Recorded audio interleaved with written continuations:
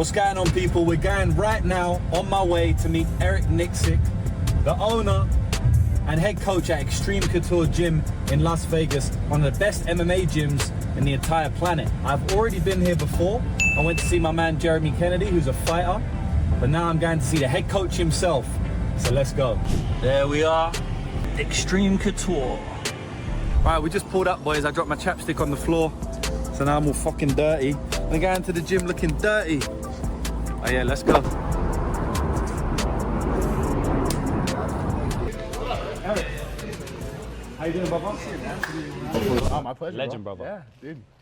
Love your guys' stuff too, man. Yeah. It's fun to watch. Oh, hell yeah. Yeah, man. Are you a gambler yourself? I'm not, I mean, yes, we gambled. More football for me. Okay. But what I don't think you guys understand from my perspective, you guys do a lot of legwork as far as breakdowns go. Yeah. So there's times for me as a coach where I'll listen to hear what your breakdowns are. Oh, wow. And see if there's something I can pick up tactically. Yeah. Because you guys have really good eye for the sport. Yeah. You know what I'm saying? So like Dan Tom is a good friend of mine. Yeah. Dan is more, you know, I've known Dan for years. Yeah. But the way you, Dan, Hey Jive, like all you guys break stuff down. Yeah. It's just another resource for me to look at as far as anecdotal evidence towards things we're doing game plan wise. That's a massive compliment, bro. No, we have to, bro. Yeah. There's resources out there everywhere. If you take the time to step away and get rid of that tunnel vision, you can find good information out there. Yeah, I hear that a lot from, to be honest, anyone who's doing anything at a high level in life, whatever industry they're in. I hear the same thing where it's like, you can always learn from everyone. You nailed it, bro. You nailed it. You know, and that's how Joe Bazul and I became good friends. Yeah. And what I love and respect so much about Joe is he seeked out us to kind of figure out what he can do better in between his timeouts. Okay. Right? And this is when he lost to the Miami Heat in the Eastern Conference Finals. Right. So he came out and spent like 3 days with us during Summer League a couple years ago. And I'm like, but my point to you is that it lit a fire under me to go find other resources where I can improve. Like, this guy's an NBA coach. Why is he coming to an MMA gym? Yeah. He cares so much about his team and winning that he's going to exhaust all options he can if it just gives him a little bit of an edge. Why wouldn't we do the same? Yeah. You know? Yeah, bro, that makes sense, man. Yeah, that makes sense. I got like a bunch of questions that I've written down to ask you, but before we do that, I kind of want to get into like where you came from, you know, like take it back to the start. Yeah. So you, if I'm not wrong, you was born in Nevada. Yeah. But not in Vegas. No, Las Vegas. Oh, really? Yeah, born and raised in Las Vegas. Wow. So was my mom. So was my wife. Okay. So we have a long generation of Vegas natives within my family. So I literally grew up on Jones and Oquendo is kind of where the PI's at right now. Yeah. And I grew up in kind of a cowboy rancher style home. Yeah. My grandpa had horses. We had livestock. We had and we had a lot of land. So I was left to my own devices at times. I was out, setting fires and killing animals and whatever. But that was the way we grew up, man. Like, Vegas was a very small town, but it was also it was big in a lot of ways because of the way that like the landscape of the area was stretched out. So we were able to like do a lot of stuff out here, man. I had a blast growing up in Vegas. Yeah. So what? Because like when you're saying you grew up on a ranch with horses, that's like the complete opposite to me. I grew up in London, inner city London, where it's like, there is no land. Sure. All the tower blocks are built on top of each other. Yeah. So we don't even have houses in London for the most part. You could buy a house in London for £10 million, which is like $15 million, and it will literally be joined to another house. Oh, yeah. Like, that's how it is. Yeah, 100%. Because there's so many people, you have to build on top, right? Yeah. So we have tower blocks and stuff. I'm not sure if you've been to London before. Oh, yeah, a bunch. So if you look, there's no sky. You can't see the sky because big tower blocks, Yeah. which is fucking the complete opposite of like a horse, Yeah. Growing up on a ranch. So what type of stuff did you get up to when you were a kid? Like, was you fucking around with the, riding guns and ATVs and, sick, lizard hunting and then, But that, my grandfather was big into boxing, so we were boxing a lot as kids. Yeah. But a lot of our life was predicated on just being outdoors. Yeah, that's so cool, I mean, dude, you're throwing rocks at windows and shit. Like we were getting into trouble. Street lights came on, it was time to head home. That was kind of the culture that we grew up in. Yeah, that's cool, bro. Like, my generation, I'm 31.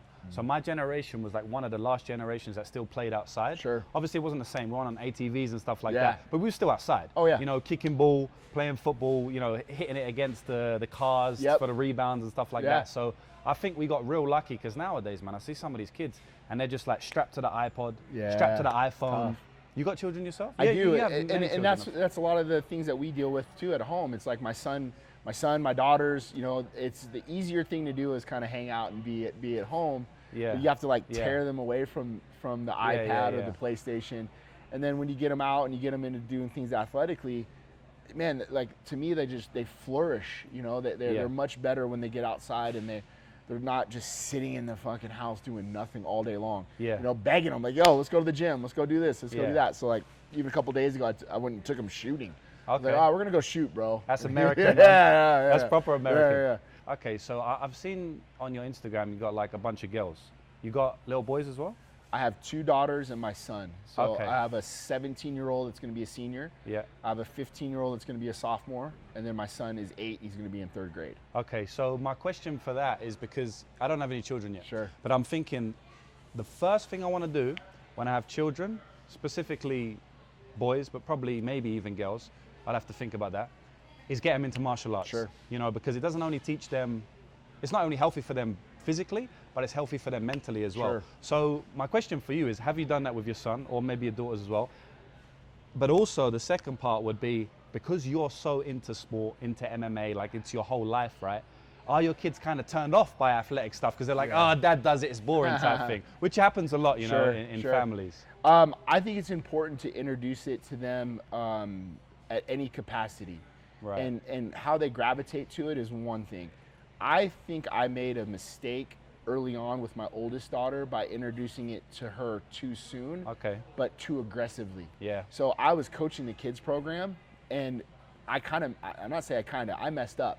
Like I put her in the kids program that I was coaching, and we're working on like rear naked chokes or doing this, doing that. It was probably too much too soon, and it scared my oldest daughter. How old was she? She was 5. Okay. So I got choked, and she's like, "Oh, I never want to do this again." Crying. But in my mind, I'm trying to teach them how to do it and how to do it properly without hurting one another. But it kind of backfired. Yeah. So she was always around the sport. My oldest, she literally grew up on these mats.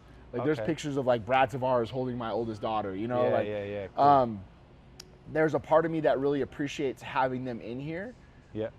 Because no matter what they decide to do in life, I want them to understand what hard work looks like. Yeah. Whether it's MMA or whether it's whatever they end up doing, if they're a lawyer, a doctor, I don't care. But being around people that work hard, the Francis Ngannous of the world and Dan Igues, they're able to see that firsthand. Yeah. And that's important to me. Whether it's the martial art or if they ever get into this as full time, I just want them to see what hard work is. Yeah, and they learn it by osmosis, right? Just by being around. Around it. They say you are the sum of the 5 people you spend the most 100%. time with, and I've found that to be true in my life, massively. You know, when I was in London, I was fucking doing nothing positive, you know, smoking weed regularly, because all my mates did it. That's just how you grow up, you know. Then I moved to New Zealand, so I live in New Zealand now. I moved to New Zealand when I was like 23 years old, and to be honest, I didn't even have that many friends when I initially moved there. I was just doing my own thing, but because I wasn't around my old friends, I started to do positive things naturally. And now, you know, I've got a team around me, like my man Aiden and other guys who are doing positive. Yep. And you're just going from strength to strength. And that's honestly what got me into this gym. That's where I started. I was working in the Vegas nightlife. I was going to school, but all my extracurricular activities were you're going out to the club, you're going to the bars, you're hanging out, you're gambling, you're doing all these things. Yeah. And I just didn't feel like this is what I wanted my life to be. Okay. I just felt like if I can be around individuals that were going to push me into a positive direction, that was going to help me immensely. And when I showed up to Extreme in 2006, you know, Randy's in here getting ready for Tim Sylvia, Jay Heron, Mike Powell, Dennis Davis, some of the best guys in the world that were here to like kind of guide me. It took me away from that group and put me into a different group that were doing more positive things with their lives. So you came here, like, I don't know the story of how you ended up owning it and stuff. So did you come here just to train at the start? I was member number 1. Oh, that's mad. Yeah, I was member number 1. So how did you hear about it if you was the first member? So I was training a little bit as a kid at a place called JSEC. It was John Lewis's gym. Okay. And a lot of those guys were over there at the time because it was like the the jiu-jitsu gym that everybody went to. Right. But I was a kid, like I was playing college football. I was coming back and forth, and then when I got done with ball, I was training at another gym, and I heard that Randy was opening up a gym. Right. And once I kind of found out that he was opening a gym, I understood the reason why he was doing it, because he wanted to put everything under one roof.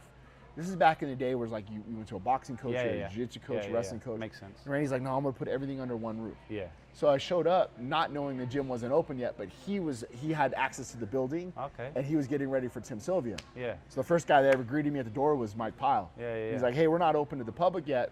Yeah. But we're training these days. If you want to come in, yeah. I was just a body, dude. Like I was like 225 pounds, 230, yeah, and like yeah. Mike Powell just goes, "Come on in, dude." Just kick the living shit out of you, and I was dumb enough to show up the next day, you know. Nice. And that was it. They couldn't get rid of me, so I was like literally member number one here. So how long did you train a lot? Did you compete and stuff like that? Yeah, I trained a ton. So I was going to school to be a firefighter. I was going to paramedic school. That was my life goal. Right. And then I found a resource being able to train. Then I was able to help some of the guys, like I was doing their IVs, I was doing other stuff. Like I got a lot of practice in that way. Yeah. Meanwhile, I was training every day with the guys and learning. My first year I was here, Randy offered me a class. What happened was one of the instructors didn't show up that day, and he's like, "Hey, do you want to take this class? Yeah. Take over this class and run it?" And I said, "Sure, I'll do it." And then the class did really well. And What he's class? Like, it was just a MMA? grappling class. Oh, grappling. Yeah. Okay. Yeah. It was like a Friday at 11. Yeah, one of those. Yeah. Just kind of here you go. So you'd only been grappling for like a year at that point? Yeah. Okay. I was grappling under Randy and mostly Dennis Davis. Like Dennis was my guy. So I was training every day with D. I'm sure day. you're making massive progress in a year doing that. You can. I mean, especially when you have the level of talent in here that was teaching you. You know, Vinny Magalesh and then Dennis, Mike Pyle. Yeah. You know, so you're forced to learn. And it's probably, like you were saying, if you're member number one, there probably was a small class, right? Very small. So small one-to-one. Exactly. So that's how you make rapid progress. Exactly. You know, Gray Maynard, John Alessio, these guys are like your coaches. Wow, crazy. So you show up for class and you have Gray Maynard coaching class that day. Yeah. You're gonna learn some shit, you know. So and that was really it for me. Was I had an opportunity to be able to coach, and it was way too early. There was no way I should have been coaching, but out of circumstances I started to. But what it did is it forced me to learn faster, but really try to get together, like understand the programs better and understand how to teach it, the deliverables and those things. Yeah. And then I cared so much about that class that Randy was like, "Hey, why don't you take Wednesday now?" So now all of a sudden I had Wednesday, I had Friday. Yeah. You know, I started coaching more and more learning guys. on the job. Yeah, learning on the job, 100%. Yeah. Nice, bro. Yeah. Speaking about like making rapid progress, when you said that, I thought one of my friends, Bilal, who's actually competing in Vegas soon at the CJI trials, he got really good at jiu-jitsu quite fast because during COVID time, right? Sure. So I don't know if I should be saying this on camera, they can cut it out, but I'm sure it's fine now. But like during COVID time, obviously no one was allowed to meet anyone, right? We're all locked in our house. But he ended up going and meeting our coach and saying, "Look, coach, like we got this space, you can come in our garage and roll." And the coach is like, "Yeah, fuck it, like let's roll." So they was basically doing one-to-ones because there was no classes on, but they would just do one-to-ones for like the entire COVID period, a year.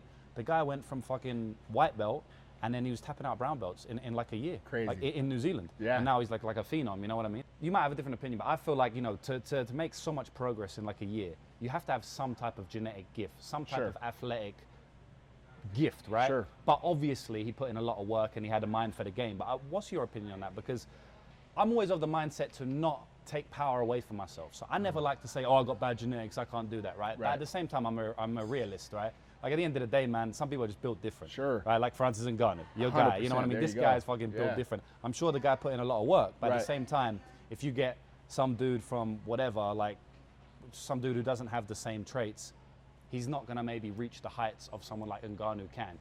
So what is your opinion on that? Definitely might take a little longer, right? Yeah. And there are people that I think that might not have the same athletic prowess as the next guy, but they're more willing to work and try to gain that, you know, that skill set and be the level that they can be. Yeah. Sometimes to me it's more about heart. Like there's guys in the room, I'll say like Dan Ige, for example, when he first came here, he wasn't jumping off the page, right? But his work ethic was. Yeah. And he was willing to put himself out there and try and grow and build. And now we see the Danny Ige that we see today, really because of the hard work. And it wasn't because of this, you know, glaring athleticism that he had.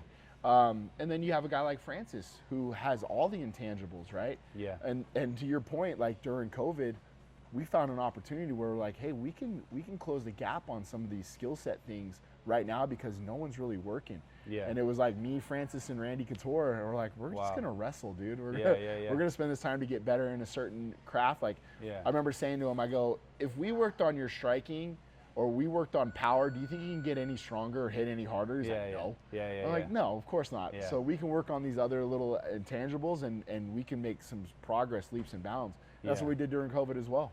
Was you allowed to do that?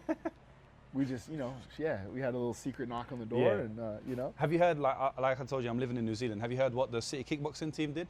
Like Israel Adesanya's team and stuff? So basically because it was all about bubbles, right? Sure, like sure. I'm in my nan's bubble, so I'm allowed to hug her, but if I'm not, I can't, all that. So the CKB team, before we locked down, because they give you like about 24 hours notice. We're locking down tomorrow, so do what you need to do before we lock down. So then the city kickboxing team, they was like, all right, why don't we just create our own bubble? So basically 30 of them went to the gym, or however many it was. They slept in the gym. They said, we're just gonna live in the gym for the entire lockdown period. And this is our bubble, so they can't stop us now because like we're in our own bubble, right? Smart. But the police, they weren't having it. No. The government called them out. Police went down there and they booted in the doors and they broke it all up. And I don't know the specifics, but I think they fucking stopped the bubble completely. Wow. And it was a big outcry and it was like, and then there's this thing called tall poppy syndrome. I don't know if you've heard of it, but it's basically something in Australia and New Zealand where they say like the government and the people don't support their own kind. Like they don't put any money into sports programs and stuff.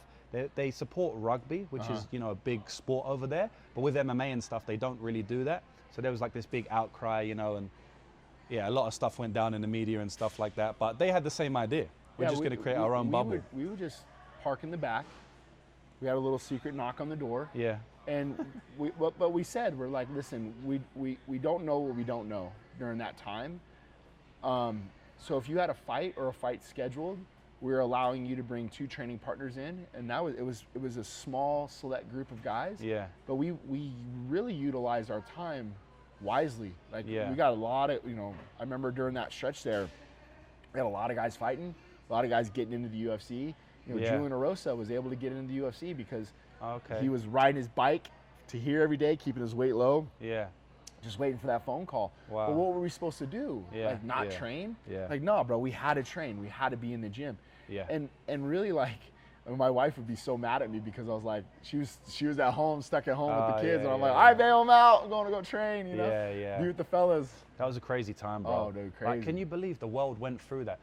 If someone told me now, like if I never went through that, let's say it was 2019, right? Sure. And someone told me, James, next year, no one's going to be allowed to leave the house. It's going to be worldwide. You're going to be locked down. Like, I wouldn't have believed them. No. You know what I mean? Yeah. Like, sometimes I think back to that. I'm like, damn, we really went through that. Yeah, like 100%. The whole world did it as well. Bro, isn't it crazy when we look back at like some of those pictures even, you're like, dude, what were we thinking? Yeah. Like, you got us. All right, you got us. Yeah. I always like kind of like where's the apologies at? Right? Yeah. Like, remember the stewardess that was yelling at you because your mask just barely fell off your nose? Like, where's she at? Yeah. Like, how fucking dumb do you look now? Yeah. Like. And a lot of bad stuff happened, man. It's not just like they shouted at you for the mask, because I have a neighbor where I live, and man, like I speak to her every now and then, and she told me that she basically had one of the vaccines, and she's not allowed to drive now because she had like a fit, and they've given her long-lasting effects where I don't want to butcher it, so I don't know the exact thing, but they had diagnosed her with a medical illness based on the vaccine. And it's like, a lot of other worse stuff happened as well. And there's no apologies for her. Yeah. She just has to live her life normally. Right. She didn't get no reparations. Yeah. She didn't get no compensation from the government saying you had to get it done, like none of that stuff. And not to go fucking political, but it came up. Yeah. It's not political anyway. It's like, life. It was what we dealt with. Yeah, that's what we went through. That's not political. And just think about, think about all the young kids too that were pulled out of school. Yeah. And all mental health went through the roof, bro. Man. I had friends who were fucking depressed through that time, like badly depressed. Like luckily for me, like yourself, I was able to capitalize on it in a positive way because 100%. If you remember, like MMA was one of the only sports that was around. Yeah. Because Dana White's a G, and he's like, no, we're still going to put on events and stuff. So they created their own bubble, and it was good for me because obviously I'm an MMA gambler. And that was just as I was starting to go like full time. Like around that period, I was starting to put a bit more money into it. Right. And I was starting to, try and go full time. And because that was the only sport around, more money came into everyone was betting on that sport, right? And because everyone was betting on it, but they didn't know what they was betting on, you could get some generous lines, right? Generous betting odds. So we could make more money. You know, I earned a lot of money during the COVID year. We could make a lot more money than usual because all the people were just betting on MMA. So I was lucky. It became a lot about perspective, right? Like there was a lot of people, unfortunately, like I'm not knocking them, but like they shelled up right during that time. And there's a lot of people like, you know what? It's about my perspective. I can make money during this period, or I'm gonna, you know, I'm gonna learn a new craft, a new trade. People learn how to play the piano. People learn how to skateboard. People took advantage of that time. People learn how to wrestle. There you go. Right, Francis. No, and I also started to make content then, and I didn't make content before that, right? So maybe I never would have made content. Like, cause I was like, fuck, I'm stuck at home. I can't do much. Let's start making videos. Let's start making breakdown videos. People came out podcasting and started, you know, capitalizing on that during that time. And like now I am 5 years later, and I'm sitting with you. And it's like, fuck, maybe I never would have done that. Maybe you know? You're sitting with me, so you went downhill. No, man. Like honestly, I was saying to Zar earlier, because we were speaking about the life we're living right now. My sister texted me. She was like, "Hey, how's your trip? I've only got to Vegas 2 days ago." And I said to her, "I'm living my dream. You know, like I'm going to meet one of the best coaches in the world. Like I said, bro, it's a fucking honor. Like legitimately, like I've seen you for the last 5 years, and for me to be sitting in front of you now, it's like surreal. You know, it's like weird. Like fuck, I'm here. Like this is weird, bro. It's home, But this is my life, you know. And obviously, I put in a lot of work to get here. For sure. You know what I mean? Like anything, but yeah, I'm just super grateful. And like you said, bro, it's about perspective and capitalizing on what challenges you face in life. And that was a challenge for the world, you know, and some people went down during that time period and some people went up. And yeah, man, I guess that's just the way life goes. You know, it's funny because I got all these questions and we touched on none of them. We're just having a conversation, we got time, man. Which is good, bro. Like I like to just have the conversation. Chop it up. But I did write like a couple of questions, so I do want to go through them. You spoke about Ngannou, and I want to speak about Ngannou because like Ngannou's, you know, a very like a special character. You know, I've heard his interview with Joe Rogan, which went viral, and I think he got a lot of love after that. You know, the guy's been through a lot in his life, and for him to make, like we speak about challenges, man. I use Ngannou as an example when I'm like debating people or speaking to people about maybe the background they came from, you know, or if they can make it in life, or self-belief or stuff like that. I pump up my friends, you know. Maybe my friend doesn't have self-belief. I say, do you know about Francis Ngannou, bro? And they might not even be MMA fans. And I say, bro, this guy grew up, you know, doing this, grew up in Cameroon, one of the hardest lives ever, took a boat over, you know, like failed immigrating all these times. Like this guy's been through it, and look what he did. You're moaning about fucking, you know, living in shitty London. Like you're lucky.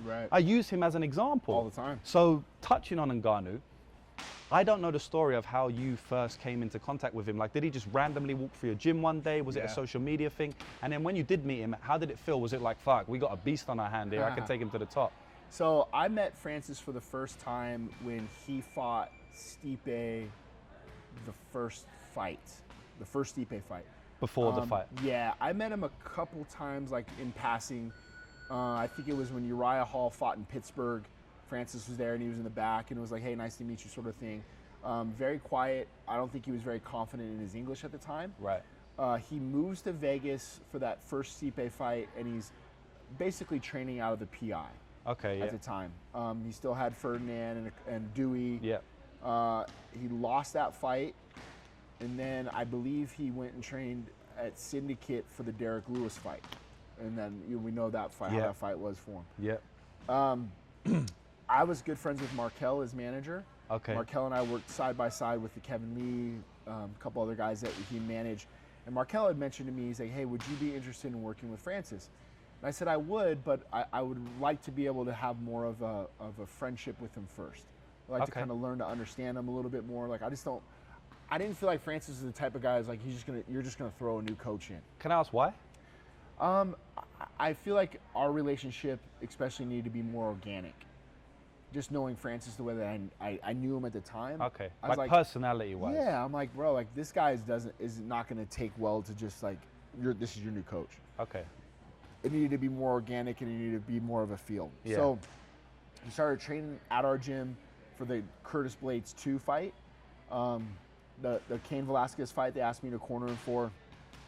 and I said, hey, let's get a little bit more time under our wings together. And then Junior Dos Santos fight was our first fight. We worked together. Right. And then after the JDS fight, and I'll never forget this, man, Francis was getting his suit on. He was going to do the press conference stuff. And this is back when they had the green room in the back. And I was back there eating a slice of pizza, hanging out. The fight was over.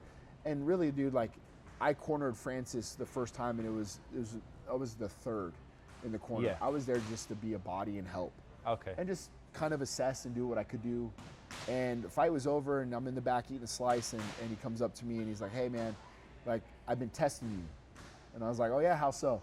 And he goes, you have a good heart, and you care about your fighters, and you care about me. Yeah. He said, I would like for you to be a part of this journey from here on out, if you're interested. Wow. I said, yeah, bro, absolutely, I'm interested. Yeah. So that was really the start of our kind of friendship and our relationship. We got back home after the JDS fight. It was about a week or two after he fought Junior. And him and I went to dinner, just me and him. And we sat and talked, and I just said, hey, man, what are the things that I can do to help you? Yeah. What areas of coaching do you need help with? What are you afraid of? Right. Like, what are you afraid of all people? Yeah. So we were able to sit down and kind of talk and hash some things out, and he was open and honest with me, and like where I could be a good coach for him. Yeah. And areas that he wanted to improve on. That was beautiful because it allowed me to have a roadmap, if you will, as a coach. Okay, I can help you here, I can help you here, and I can do these things. Yeah. The first thing he said to me is like, bro, I really need to get better at my wrestling. I need to get better at my cardio and my conditioning.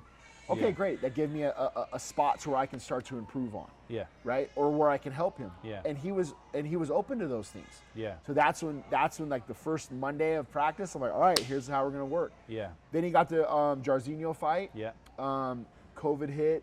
Yeah. We were literally leaving that week to go to Columbus to go do our training. Oh, okay. Or for the fight. And then they're like, hey, we're out. Yeah. Fight's over. Or no fight. Yeah. So like, fuck, what do we do now? So like, just stay in shape, stay busy, keep doing your thing. Make a phone call. And we thought we were going to fight in Tachi Palace. We got a baby? Yeah, I remember that. We got a baby. Tachi Palace. Yeah, like, I remember no, the Tachi Palace thing. Yeah. We're going to do... Because it was on a certain land or something, yeah, right? Yeah, like it was Native on Indian American land or reservation. something. Right, okay. It's like, yeah, we're going to do it here. And they're like, all right. So, Yeah. bro, we're literally like packing our bags assuming we're going to go fight. Yeah. You know, and they're like, no, I can't do it there. Yeah, that's mad. And then it was like another week goes by. All right, we're going to do it in Arizona. Yeah, all right, cool. So, dude, like, it made you understand, too. Like, I started talking to Danny Ige's dad, Tim Ige, who's a Navy SEAL. He's like, yo, this is what you train for. Yeah. You train for that phone call. Yeah, He goes, you might not be granted an 8-week camp or a 6-week camp or this. Yeah, stay ready. You just stay ready for that fucking phone rings. It's time to go. And I'm like, all right, my mentality started to shift. Speaking about that, his son, like, he must have instilled that into his son. 100%. Because I was in Vegas last year. Yeah. And the motherfucker came out to fight Diego Lopez 4 hours notice. on like a minute's notice. Yeah. So yeah, it's crazy you're saying that with his dad. Yeah, so I mean that was like the mentality that his dad almost instilled in us. Like, you're gonna fucking have to fight. You know, show up and go. So, and that's how we trained. That's how we were prepared, not only for Francis but for the rest of the group that was in the gym during COVID time. Yeah. You know, so when the phone rang, or like, hey, you're flying out to Jacksonville, you got Jairzinho. During that time of COVID, that's really for me and Francis where we became a family. Yeah. Dude, he was at my house every night. We were eating dinner every night. We were, like you said, the bubble. Yeah. I remember speaking to my wife, and I was like, hey, how do you guys feel about Francis coming to stay at the house? Or not stay at the house, but just be a part of it. I'm training with the guy every day. Yeah. We're obviously, we're sweating on each other. Yeah. And my wife and kids were like, oh, this would be amazing. Like, well, they didn't know who he was. They were fans of him. They liked the sport. They knew who he was. Like, Francis was around enough, and he was around enough. But like, I could tell that he was depressed too. In a lot of ways, he was just going home to nothing. Yeah. So I was like, why don't you come over for dinner? I'll cook a steak and hang out. And he's like, and you need that in a new country, man. Please, like, you needed it. Yeah. And so I got videos of like Francis and the kids playing soccer out back. Wow, that's epic, bro. Cooking dinners and stuff like that. For me, that was what made us more of a family and made us more of a tight-knit group. Yeah. And we needed that at the time. Yeah, it makes sense, man. There's a lot to unpack there. I got a lot of questions. One thing I do want to ask, you Spain, that made you a family, tight-knit group, and when you first spoke to him, you wanted it to be a natural relationship, like you said, and then you asked him certain things, what are you scared of and stuff, right? So I've trained like in many different gyms in different countries, and the coaches coach completely differently, right? Some coaches don't give a fuck about what you're scared of or your personal life, and they're just fully like, you need to get better at your head kicks, you know what I mean? Like, you need to get more flexible, so it's a completely different mentality where you go. Maybe one's not right, maybe one's not wrong, I don't know. I don't have the expertise to say that. You're gonna know better than me. But my question to you is, because you got a lot of fucking people in the gym, right? You said you have 1,000 members. Yeah. And they're not all Francis Ngannou level, so obviously these guys you need to give more time to them. But my question is, are you like that with a lot of fighters? Like, do you ask them what their fears are? Are you trying to get to know their personalities? And if so, why do you think that's important? The more I understand the individual, the better it allows me to coach them, in my opinion. Yeah. There are coaches that I know, they're like, oh, my way or the highway, or this is the way we do things, and maybe that is great for those specific athletes. Yeah. It's just not my style. I feel like it's a privilege to be the coach. Right. It's a privilege to learn to understand them. Yeah. But when you're 2-2 going into round 5, and we get on that stool, I want to know what makes you tick. Yeah. I want to know why you're doing this, what drives you. Yeah. And those things change, James. They change every camp. Like with the same fighter. I mean, Dan Ige and I have had 25 fights together. Yeah. The Dan Ige that I know from now to the one that we saw fight Pitbull, there's different things that happen within that guy's life that we can point to or we can attest to. Not everything's going to be the same. Yeah. And not everybody fights for the same reasons. Yeah. So you have to be able to understand what makes them tick, what are their whys, and those whys change. Yeah, man. Those whys change every camp. My motivations change. Things change between all of us, right? Like, I think the thing that a lot of people didn't really understand, and I don't think I did a good job of explaining it correctly with the Sean Strickland situation on Ariel. Yeah. My heart was in the right place, but the way I said it wasn't the way it should have came out. Okay. It should have came out differently, but all I want is the best for those athletes. Yeah. And the Sean that we saw fight Dricus the last fight isn't the Sean we all know and love. That wasn't what that's on me as a coach. Right. I got to get the best out of him in those moments. Yeah. But when your motivations begin to change, and we can all admit that, like, Sean fought a certain way when he fought Izzy, and he fought a certain way when he fought Dricus. Yeah. I just want to know from the athlete's perspective, what motivates you now. Yeah. Right? And that allows me to be a better coach for you when I understand those things. Yeah. It's crazy you're saying that. It's like so far from MMA, right? It's so far removed from this is a sweep setup. This is a leg lock entry. It's so far from that. You're speaking about the mindset. You're speaking about asking them their whys. That reminds me of someone I look up to massively. I say, like, he's one of the guys who raised me because I watch a lot of his content. And his name's Paul Chek. I don't know if you've heard of him. Yep. He's like a corrective exercise instructor, but he's a fucking genius. And he basically helps people get in better health and in better shape, right? So he goes for everything. Your diet, what muscles are weak, what muscles are tight. But before he takes on any clients, right, he makes them fill out a long questionnaire. It says how they were raised, what their dreams and goals are in life. Sure. And the guy's just got a migraine. Right. And he wants to fix his migraine. Right. And Paul Chek's like, okay, I'll fix your migraine. What's your goal in life? Right. And like when I first heard that as like an 18-year-old guy on YouTube searching up like whatever, I was like, what's this guy talking about? He's talking about, he wants to know your goals and dreams. But, he says that it's so important to know the human before you heal them or make them improve in any area in life. And you've got the same philosophy. The entire person, the entirety of the person. Yeah. Because what you're saying to me is maybe this guy has a migraine because of his work or his this or these things. Yeah. Okay, well maybe those are things that are tying into the problem, the root of the problem. Yeah. Right? Like if I don't understand my fighter's home life. Yeah. And the wife is pulling him in one direction or something's going on there and I'm getting a half-empty cup by the time he shows up to the gym. Well, we need to discuss those things, right? We need to understand the variables that are at hand because it helps you know what you're coaching. Yeah, and it's funny because it's so far removed from a lot of American culture, I'd say as well, where, a lot of these doctors, they're just like, all right, take this pill and you'll be all right, Where's the money at? Yeah, exactly. And it's funny because I always say, like, America has I don't want to say people, but like the best things in the world and the worst things in the world. Right, you know what I mean? Right. Like they have the geniuses, but then they have idiots as well, right? I feel like America's just got the most extreme of everything. Dude, we're a South Park episode, bro. Yeah, 100%. I love it, though. I honestly love it. We man. are. I love it here, but bro, that's like, I haven't watched too much of your interviews when we speak about this type of stuff. Sure. Like I've seen a lot of your stuff, of course, but it's cool, man, to hear your perspective on it, because I share the same perspective. Yeah. Maybe not in MMA. I don't coach MMA, but just in life. You know what I mean? Bro, that to me is the most important thing, is raising good men.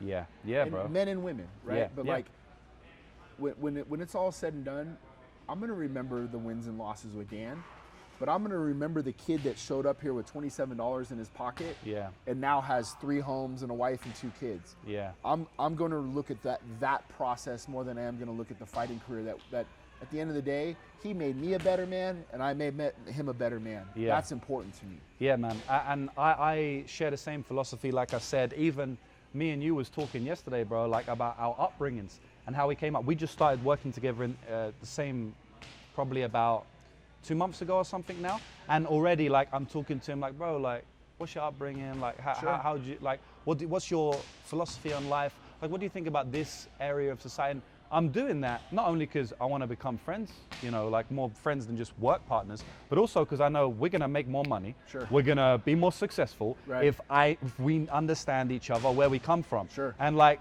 if you go to a normal workplace, they don't give a fuck about your home life. They don't give a fuck. And that's why they don't get the most out of the people that they work with. Well, that's a lot of times I think our problems in society is we don't show interest and empathy in learning to understand one another first. Us versus them. It's us versus them, or like, culturally you're told this and this and that. Like, I got Israeli guys and Palestinian guys that train under the same gym. Yeah. They have no problems when they walk in this room. Yeah. Because we're training for each other. We're fighting for each other in here. Yeah. But culturally, they're raised differently, right? Yeah.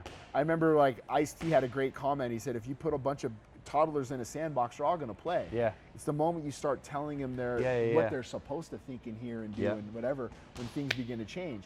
I always tell guys, this is our sandbox.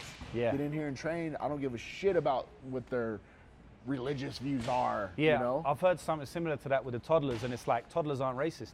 They don't not. give a fuck, If you put a black kid, like a 2-year-old black kid with a white they're not gonna play, bro. Yeah, they're just gonna fuck around with each other. Play. Maybe they dislike each other. Maybe they love each other. Yeah. So you're right, bro. It's like the society programming as you get older and as you grow older. Yeah. That's the way I grew up, man. I grew up playing football, and I was like maybe the only white kid on the team. Yeah. Same, bro. Nobody gave a fuck. Like, yo, can you catch this ball? Yeah. I'm about to throw you this ball. Catch this fucking ball and go score. Yeah. All right, you're my friend. That's the way it worked. I didn't even start thinking about race till I was like teenager, like 14, 15 and stuff like that. Like, you don't even start thinking about it. No. Now kids can be a little bit, I feel like kids can bully and stuff, with like different cultures and different race, but that's just normal. That's life. Yeah, like if you got ugly teeth, they're gonna call it out. I'll fuck with you. Yeah. But I was like one of the only white kids in my school as well. Like most of my kids in my school came from Pakistan and like Middle Eastern backgrounds. Most of them were Muslim. It was so much of a Muslim influence in my school specifically that when I don't know if you did this in America, basically when it was your birthday, you'd bring in like a piece of cake or something, or like a box of Haribos, like sweets. Yeah. But we wasn't allowed to bring in Haribos that had gelatin in them, because gelatine's made from pork, right? Oh, and like obviously like the pork, people couldn't have it. Islamic people, they don't eat pork, right? Yeah. So that's how much of a minority I was, No but like I didn't even care about it. Yeah. I didn't think, oh, why we can't eat Haribos. Yeah. I was just like, oh, I guess they don't eat Haribos, whatever. Yeah. So they just brought in cake. Yeah. It's funny, man. But just I don't want to touch on Ngannou again, bro, because like, you said Dan Ige made you a better man. I've listened to one of your interviews before, and you said, I think it was for the Ngannou versus Fury fight, where like it changed your life. I believe you said financially. Sure. And I know that you like. I mean, you've spoken about him even when we've been speaking. Like, I know you and Francis have like a close bond, but I want to touch on that Fury interview that I saw you when you were speaking about Tyson Fury. Like, that's the most amount of money you've ever made? Yeah. Ever from one fight? Yeah. And I think, and correct me if I'm wrong, but I think on the interview you were saying like, when I saw the checking account, my bank balance, I had tears in my eyes. Oh, dude, yeah. No, like that must have been a crazy experience. Yeah, it was, man, and like. When we decided to make this your profession, we understand that we're in a job of servitude. Like, we're here for our fighters. Yeah. And a lot of times, it doesn't reciprocate the same way. right? Like the fighters don't care as much as their coaches as we care for them in a lot of ways. But with that being said, it's different when the fighter he's in a position that he wants to take care of you, and you feel like you've earned it, but when you see it actually hit your bank account, and you're like, it's different. It's different, man. And like, he really cares about myself. He cares about my kids, my family. And to be blessed the way he blessed us really put us in a position to where, we live month to month. That's as a coach, like you live month to month, paycheck to paycheck. And that put a buffer and allowed us to feel more comfortable. And since then, I've never really had to worry about money. It wasn't like it was life changing to the degree of it put us in a better position. Safety net. You don't have to worry about shit. And not only was it for me, but it was for a big group of us, and he came in and bought the entire gym, brand new mats, and took care of everybody. And there's a lot of things that I think that with him, he wanted to share that with the group because he's financially secure.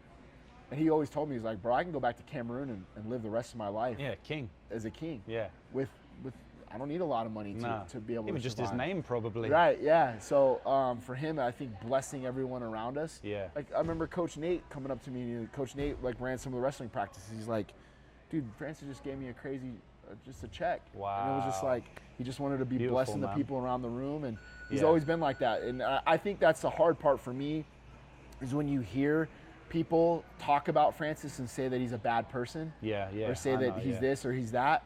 I was like, that's not the Francis that I know. Yeah. Maybe your experiences are different, but the guy that I know really cares about the people that are around him, and he's a great human being.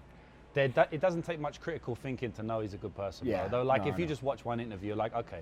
Because you can tell from a long form interview. Sure. You know what I mean? Like, maybe short form's a bit different. Sure. Like, they see a clip and they're like, he was a cunt, Yeah, But if you watch a long video, unless you're an idiot, you're going to know that the guy's got a good heart. Oh, I mean, you can't watch it, me and you, like, talking. You can't listen to this.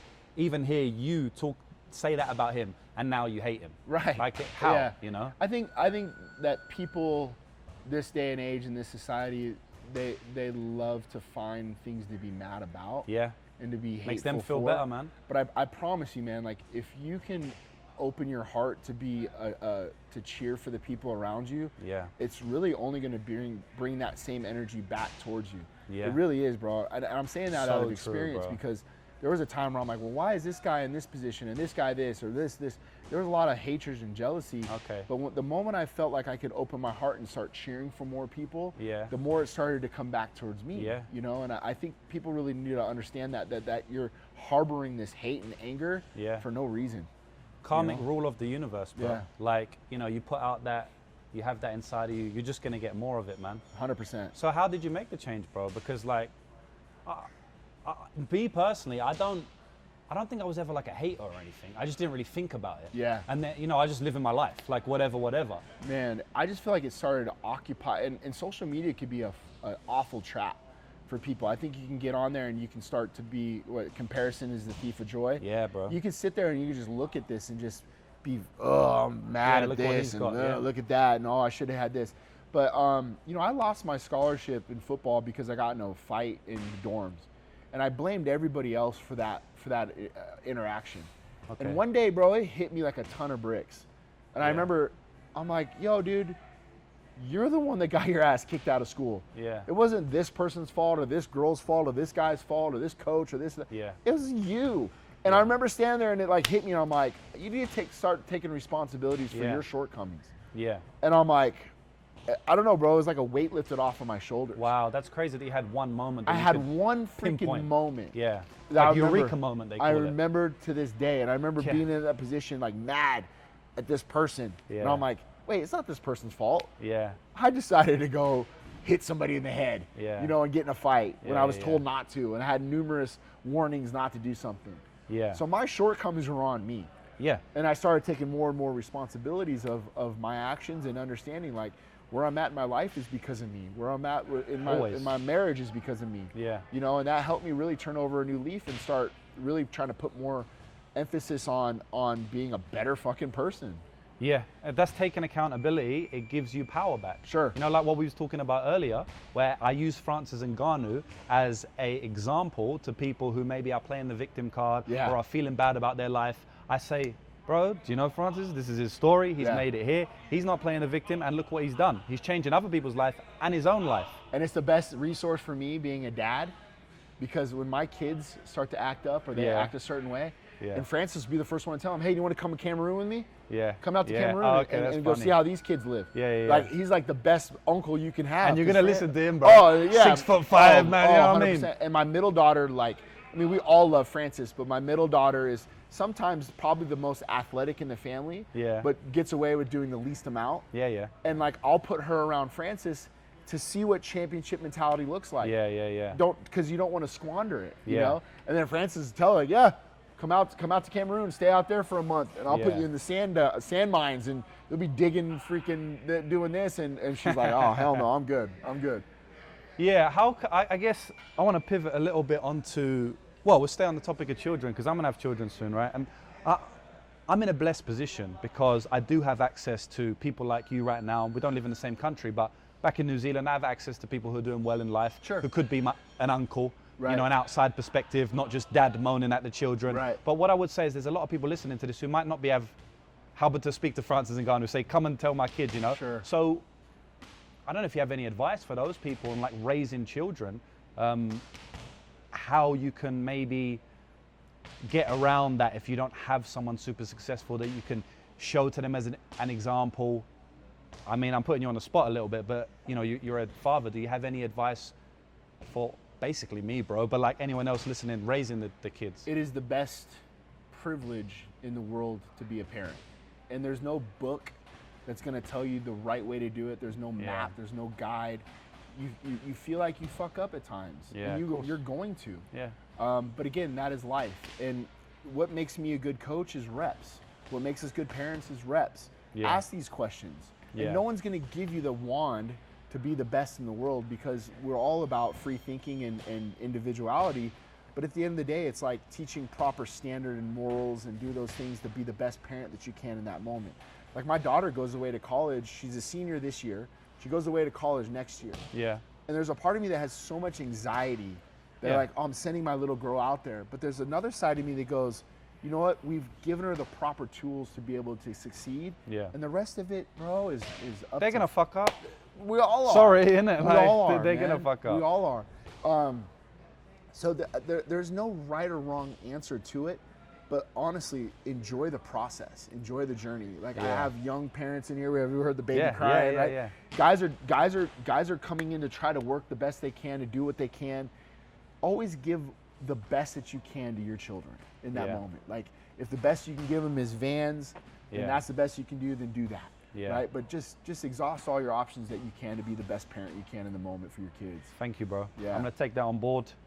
Clip that up into a couple of short form 100%. And rewatch it. I'm excited to have children, man, but it's like, for me, you know, I feel like I don't really want to have kids just yet because I got so much to achieve. But at the same time, I'm 31. I ain't getting any younger. And it's like, I don't think there'll ever be a perfect time. There isn't. In 5 years, if I'm owning all these properties all over the world and like, you know, what I want to do, I've retired my entire family, like all my goals that I have not checked off yet, I'll still probably be like, yeah, but I want to do that before I have kids. And you will have that time. You will be able to do those things.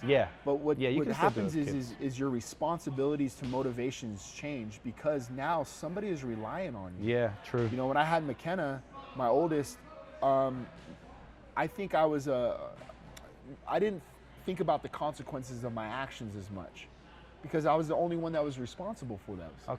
But now when you're like, oh, you decide to have a couple pints and you get behind the wheel of a car and you get in an accident. Well, dude, like, you might, that's going to affect your kid and that ripple effect because of your actions. So my thinking became different the moment somebody else I was responsible for, you know? That's interesting. I feel like I have that somewhat with my mum and my sister, because from a young age, I always had the goal, like even before I had a job, like from 14, 15, I'm like, okay, I'm going to look after my mum and my sister, just from certain things that we went through growing up, right? So I feel like I've always had the responsibility there. I need to look after them. I'm 31 years old, so I feel like I have had that. But you know, you mentioning getting behind the wheel when you've had a couple of pints or stuff. I don't really think of my own safety and stuff. Sure. I think of like, I need to be successful to look after them, but I don't think of things like I need to be safe. Right. So that might be something new that comes into my life when I have children. Well, I mean, you know, let's be upfront. Like, you're in a position that you know, you gamble. Yeah. You do these things that provide you a livelihood, right? In Las Vegas, you could be in a position like that, and every possible demon lives in Las Vegas. Yeah, Sin City. Sin City.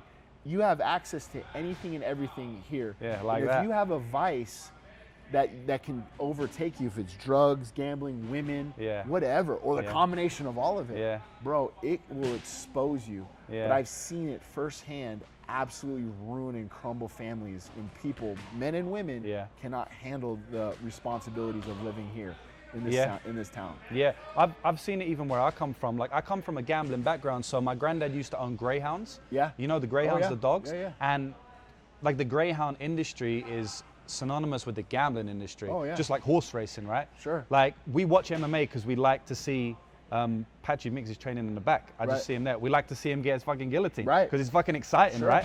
But you don't watch horse racing because you want to see the horse run. Right. The only reason people watch horse racing is to gamble on it, right? Right. So it's the same thing with greyhound racing. So I grew up in the greyhound racing industry, which means I grew up in the gambling industry. And my granddad, he's lost houses gambling. Yeah. You know what I mean? So it's not in Las Vegas, he's in England. Sure. But there's a massive gambling culture in England, drink culture, drug culture. I think it's 10 times in Las Vegas. But like, even where I'm from, it's heavy. I've seen that myself. So, you know, I've had good examples to where people are fucked up in my life. Right. So where I've kind of gone the other way.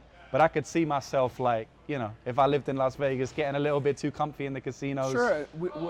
This is a great place for us to know a fighter. Guys who move out here to be pro fighters, you're going to know right away what you have. Like, oh, this dude's serious about his shit because he's young. I remember when Kevin Lee moved out here, he was 20 years old at the time. Wow. Like, we're going to know if Kevin's actually about this life or not. Yeah. And this dude just lived in the gym. Yeah, he could have easily been at the nightclubs and doing all the other stuff. But Kevin was in here training every damn day because of those vices out there, man.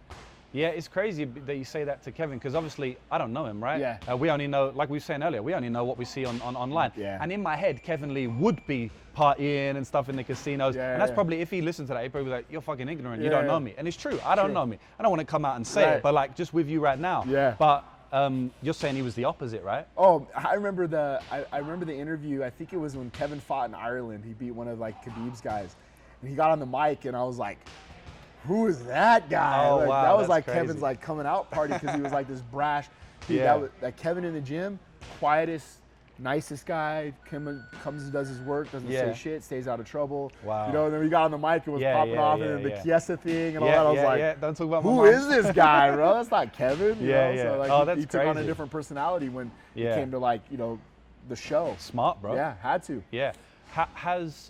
Have people come out here, and I'm sure you're not going to mention the names, but like, have you had people come out here, fighters, and they may be promising, or maybe just, you know, average fighters, but then they've just got lost in the Sin City? Yeah, we've seen that quite a bit, especially in the early days, the Sean Tompkin days. I remember Sean would have guys come out from Canada or guys that he was training, and they would just get caught up in the nightlife. Yeah. You know, and you would see them. I mean, Junie Brownie comes to mind, and it's well publicized. But I remember when he was on The Ultimate Fighter, he came and trained with us for a while, and like Junie was good. He was tough, and you know, but he was a Kentucky boy, if I remember correctly, and was like, the town became too much for him in that moment, you know, and he really needed to take a step back. And this town can engulf you with the women and the drugs and the party and 24-hour nightlife, all at your fingertips. Yeah, I'm here for 5 weeks, which is a long time, right? Like to go to Vegas. But obviously I'm doing stuff like this, man. Sure. Like, I'm going to be training, I'm meeting you, I'm meeting other people. I'm not out here getting engulfed in Sin City. Right. But like, I still go to the casinos to have fun and record content and stuff. Right. I love it, right? It's like, it's heaven for me. My point to you is like, you're able to take pride in the fact of you understand your limits. Yeah.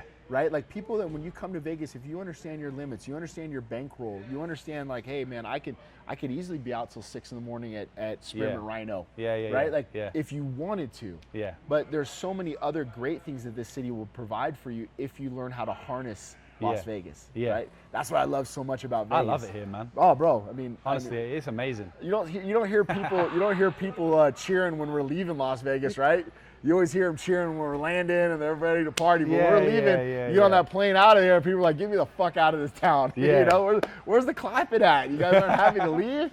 No, I'm not happy to leave at all, man. Yeah. I'm like upset. That's why I'm here for so long. Yeah, That's why I'm here for 5 weeks. Yeah. Like I said, when I go to the casinos, you know, the first question they ask, because they know I'm not here, they hear my accent. Like, oh, like how long are you here for? I'm like 5 weeks. They're like, what? Wow, yeah. Because I guess they think that I'm here to go crazy, like most people do. But like I came here last year for 4 weeks. I didn't drink a sip of alcohol. Like I just didn't drink. I just wasn't drinking at the time, and I didn't drink. Oh, baby. Yeah, and people are like, what the fuck? Why are you here for 5 weeks? But I guess it's what you do with it. Exactly. You know what I mean? You can still come here and have a good time. You can cram 5 weeks into 3 days if you wanted to. Yeah, See, that I happened know. before My too. 5 weeks, people probably did that in 48 hours. I've seen a hangover. Oh, yeah.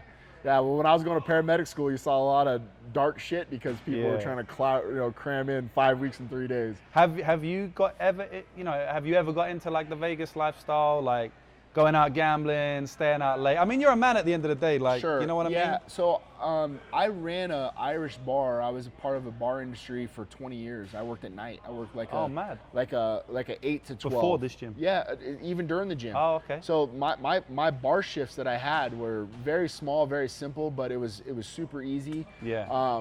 And the culture in that nightlife was like, hey, you show up, have a drink or two with the clientele when you get off, gamble a few bucks, tip the next bartender, and then then you go to the next bar and see that bartender, and that was kind of the culture of the nightlife. Yeah. But that's where I started to realize, like, man, this is a slippery slope. Okay, so you saw it from other people. I saw it, but here's how I saw it. It was like, I was 21 at the time when I first got in the industry, and I'm hanging around 31-year-olds. Yeah. And I'm like, well, that's me 10 years from now if I continue down this path. Yeah. And then you're 31, and then you see in the 41s and the 51-year-olds, I'm like, well, shit, this is just a vicious cycle. Yeah. And if I continue on this path, I'm looking into the future. Bro, I had the exact same experience, and I feel like I've said that a few times throughout this chat, but I'm not saying it just to try and relate to you. Sure. Like, I legit had this exact same experience that you said, growing up in like the inner city council estates, a lot of poverty where I grew up. Like, I didn't grow up rich at all. Like, I grew up in council estate, right? Which is what you would call the projects, right? That's where I grew up in South London, and like heavy drug culture, drug selling culture, but also drug using culture. Sure. Cocaine is massive.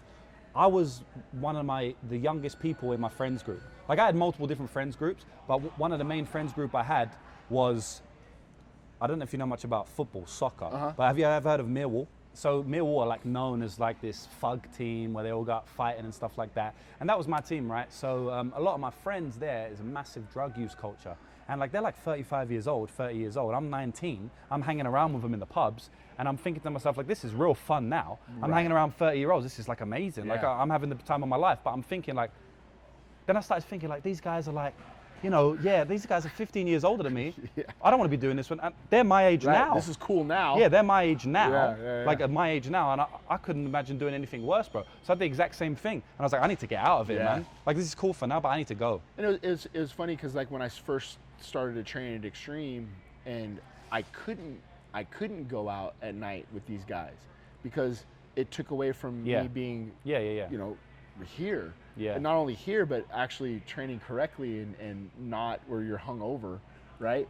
So by doing so, it ostracized you from that group. Yeah.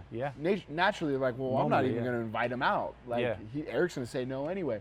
So it was nice. It was like an easy transition for me. Like, well, I wanted to come out and hang out and have a drink with you guys, but I didn't want to be out till 4 a.m. Yeah. Well, they don't even invite you out anymore. Like, fuck it, I'm good. Boring. Yeah, boring. Yeah, cool, no problem. I think this is what people need to know, man. Like, good. People want to know about like Ngannou and stuff like that, and so do I, bro. But I like talking about philosophy and life, but I think when you the normal fan, they get to watch the 15 or 25 minutes in the cage. Yeah. Right. They don't know about us personally or how we live as humans and what leads up to that. Right. Yeah.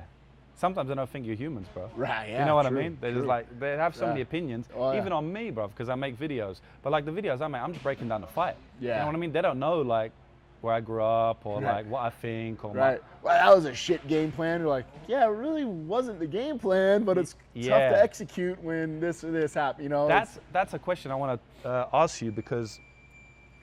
So 2 parts. So first of all, my mate Dravi, who's another MMA gambler. He's French Canadian. He I said to him, like, yo, I'm going to meet Eric Nicksick, obviously knows all about you, right? And I was like, you got any questions you want me to, ask him? Like, if you got some good questions, I'll put it through. And he says, yeah, can you ask him why fighters, like, do fighters stick to the game plans that you provide them? Because us as MMA gamblers, sometimes watching a fight, and we're like, why the fuck isn't he shooting a takedown? Like Krylov against Bogdan Guskov last week, right?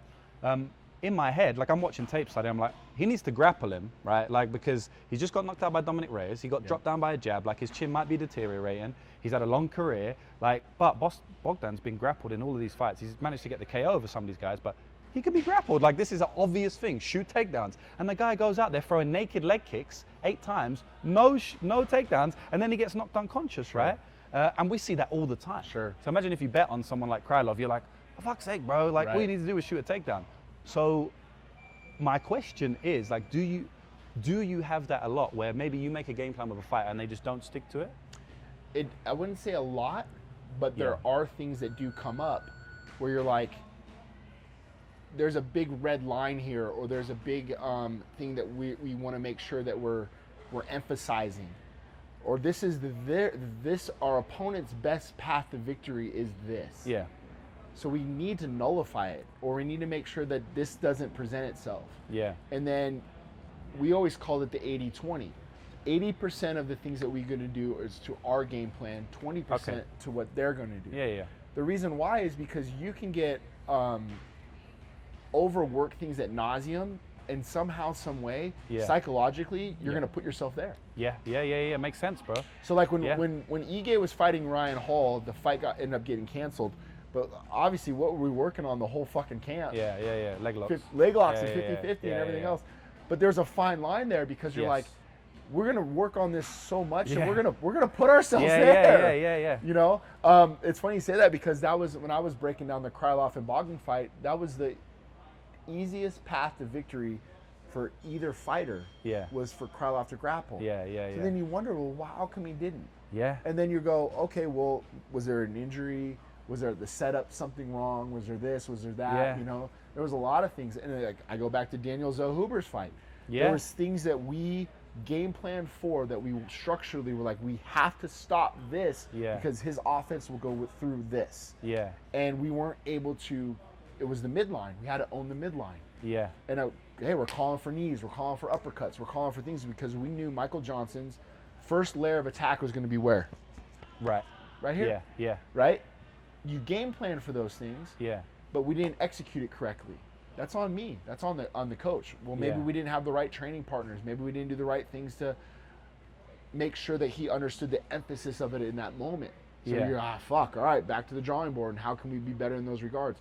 When Sean fought Alex Tejeda, dude, we wrestled all camp. Really? All camp. You know a funny story? All camp. I bet on Sean to win via submission. Oh. It was 10-1, right? Yeah. Plus 1,000. Yeah. Massive odds. I was like, look, I don't know if he's going to wrestle, because a lot of times he doesn't. But if he does, this shit's going to look live. Right. And obviously he didn't do it. But here's the funny thing, is we spend 8 weeks with Ankalaev. Wow, and we're really? fucking wrestling. And Sean is taking Ankalaev down. Bro, he's an elite wrestler. Bro, he can wrestle. And his ground game, his jiu-jitsu, Yeah. I mean, he's phenomenal there. So like, okay, this is our best path to victory, right? Yeah. So we're in the back and we're warming up, right? So we have Edmund Shabazi in the corner. Okay, yeah. It's myself, Edmund, and Alex Zarate. And Edmund's warming up with Sean in the back, and they're touch sparring.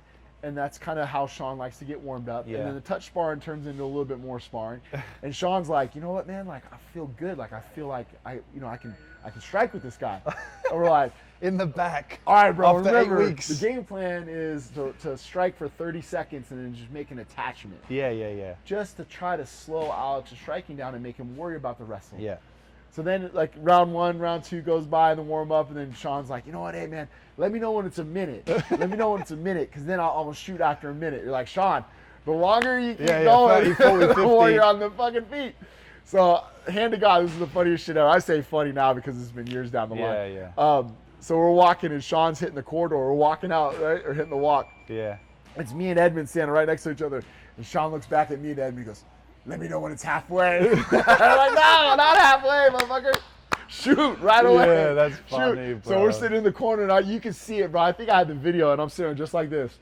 Like, bro, we're just on borrowed time. We're just striking this guy. And then I remember, just like this, I'm like, halfway. Yeah. Fucking, wow, big old left hook comes fired. So, I mean, you can game plan for it. And, like, sometimes, man, like, you know, and to Sean's credit, he felt comfortable. He felt comfortable.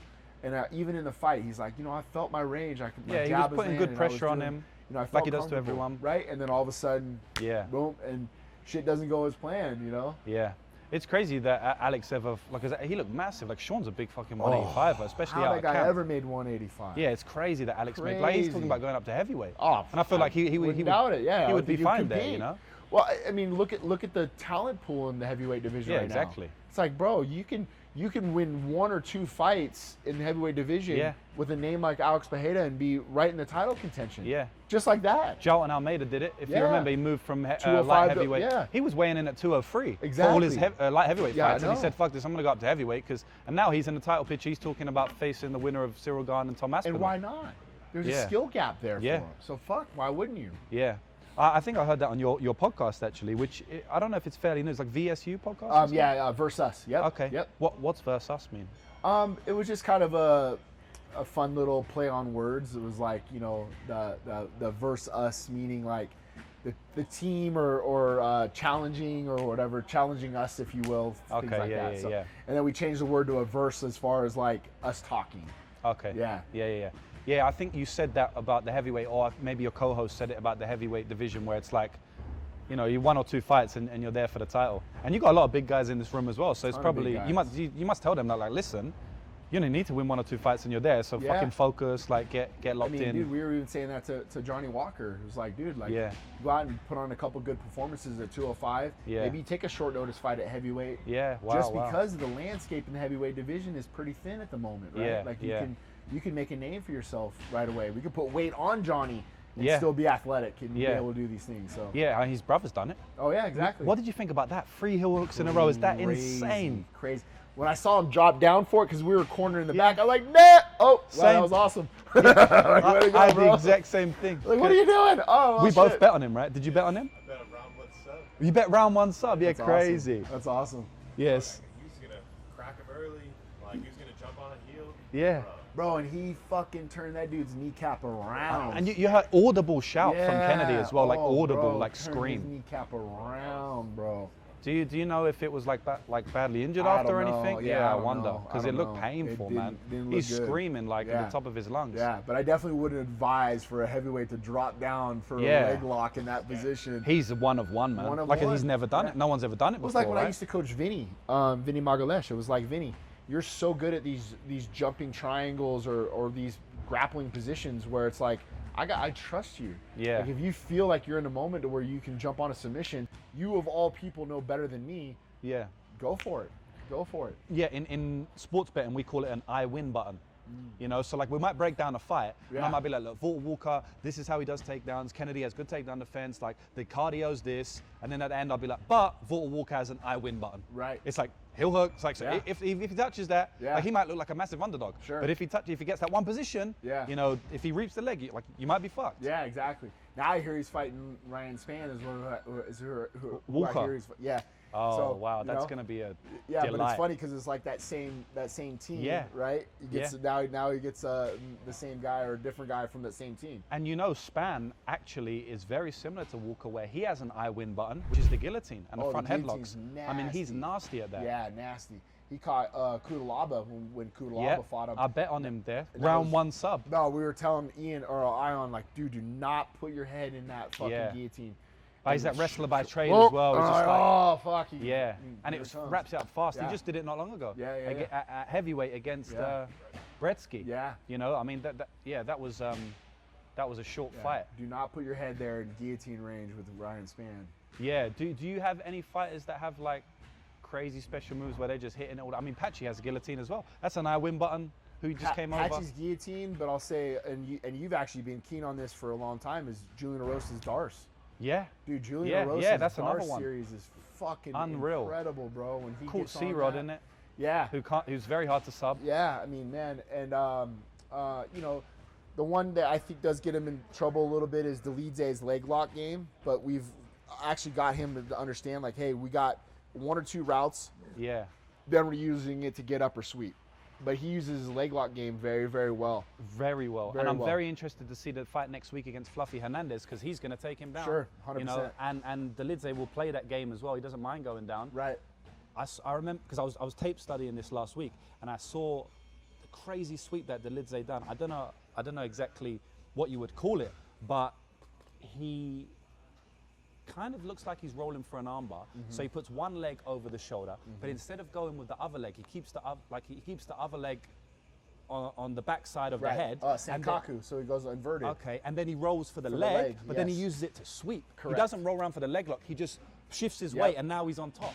Yep. Yeah. So he goes like inverted triangle, or almost a Sankaku, into that position. But I mean, he does that very, very well. So for us, it's like, I think Fluffy's game plan is going to be mat returns and wrestle and try to what he always does. Yeah. You know. But I'm interested to see like what type of grappling game can we play versus him. I watched the Brendan Allen fight again last night. So did I, and I watched it with Roman. I FaceTime Roman. Yeah. I said, I think Brendan Allen played a little too much jiu-jitsu. Yes. Where I think for us, we need to play more top pressure. If we get into these type of scrambles and rolls, either disengage, or we need to get into a topside half guard or a topside Turk position to where we're locking the bottom leg down and not allowing this continuous scrambles, because that's where Fluffy's good. That's where he wants. Yeah. He wants those rolls, Yeah, he's just so seasoned in those positions. And by the way, this won't be out before that fight. Sure. So like, you know, there's nothing being given away. But he's so seasoned in those positions, Fluffy. But at the same time, man, he puts himself in danger, and he can't keep doing that, because if you go back and watch Fluffy's fights, like he was in a tight front headlock against Sharbazian, and also against Michel Pereira. And Brendan Allen had him in a, you would have seen it, a rear naked choke, only for a second. Sure. But like, he had to turn out of it, and now he's on bottom. And you don't want to be on bottom against someone like Delidze. He's a big guy. Oh, you know? and look at the situational awareness in round one. He gave top position away in round one to Brendan Allen and lost the round. Yeah, because exactly. of that. Clean. And when you only have a 3-round fight and you give 1 round away, you have a little bit more leeway in a 5-rounder. Right? Whereas like if I'm their camp, I'm looking to go and create as many scramble positions as I can in round 1 and 2, not caring about the results of the round, but more caring about taxing Roman's cardio. Yes. Right? So now if I can tax on his cardios in round 1 and 2, 3, 4, and 5, I'm downhill. I'm able to implement my game plan. So we're pretty aware of what they're going to try to execute versus us, and we have to be cognizant of those positions. Yeah, and the cardio piece is strange, because like I have one friend, I'm not going to say his name, but he's like a pro fighter, and he's not got the best cardio, right? He's a heavyweight though, so like a lot of those guys don't, but he's a grappler as well, so he's taking people down a lot. And there's certain fights where he's gassed out in, and I say to him like, bro, you need to work on your cardio. And at times he's a little bit dismissive of it. I think, you know, a lot of fighters have ego. They have to, right? Like you have to have a big ego. A lot of times he's a bit dismissive of it, like, nah, like my cardio, like I'll be fine, or something like that. And I don't want to overstep the boundary. I'm not saying that, I'm not going to tell him your cardio is shit. I'm not going to be rude. He's my friend. But I try to say it in a special way where he can hear me. But I'm also bigging him up. Like, bro, like, you know, if your cardio was like 10 out of 10, you're going to run through this guy. So it's just approaching it a different way. 100%. And I'm not a coach. You're going to be able to do that much better. My question then for you is, like, someone with Delidze, I mean, I would say he's at a cardio disadvantage in this fight. Fluffy Hernandez is one of the best cardio, like he's like Marab, but for the middleweight division. 100%. So you don't maybe have to say about Delidze specifically, but you know, you're welcome to if you want. But when your fighter does maybe have a cardio disadvantage, do you, like, are you upfront with them? Like, listen, bro, like this guy's got more cardio than you. You need to work on your cardio. Or like, do you train cardio heavier? Like that whole piece of that cardio. Well, how does it? I think for me, when we sit down and run a game plan scenario, what I'll do is I'll game plan for us versus the opponent, but then I'll reverse engineer it. Oh, okay. What will the Smart, opponent look to do versus us? Right. What kind of game plan can we expect from them? Yeah. Where are maybe our holes that we need to cover up? Yeah. To try to negate what they're probably going to try to come to the table with. Yeah. And I think when you're able to reverse engineer the game plan and be up front with them and show them, then it allows them to kind of see into the things. Now what we do is I'll tailor my practices to maybe what that game plan is. Yeah. So for example, on Monday, we ran practice on Monday, and the entire practice was probably predicated to 300 to 400 up downs. What do I mean by that? So round one would start. We're doing groups of three. Yeah. If I was in the Shark Tank, my first round was to score a takedown. Yeah. When I scored the takedown, I had to pop up. Then I had to run over to this person's guard. Okay. Then I had to jump in their guard, and I had to grapple live from the guard. Yeah. Then 30 seconds after that, I had to hop up, and then I had to run over to the first person, and I had to take them down on the wall. Yeah. I ran a double leg onto the wall. Yeah. Then when I scored that takedown on the wall, I grappled live. Then I had to pop up, and then I had to go shadow box versus partner B. Yeah. So it was like a 90-second round, Yeah. but it was all of this. Okay. Yeah. Up, Makes down, sense. up, down, Yeah, up, yeah. down, up, down, up, down, up, down. Yeah. Where do you see guys getting most tired Yeah. is in that up, down training, in Yeah. those scenarios. Yeah. So if you can make it a part of your structure or part of your curriculum, that it becomes second nature to them. They don't even think about the aspect of the up, down training. It's just already built into the practice. Yeah, makes sense. Right? And then Yeah. now at the end of the practice, you're like, oh shit, I did an hour straight of up, down training. Yeah. I can do this in a fight. Yeah. You know? That's a smart way Yeah. of doing it. So you're not outright saying like, look, you need to work on your cardio. No. You're just kind of building it in. incorporating. Yeah, and then like, Marab trained with us for a long time. I've seen, Marab's a good friend at the gym.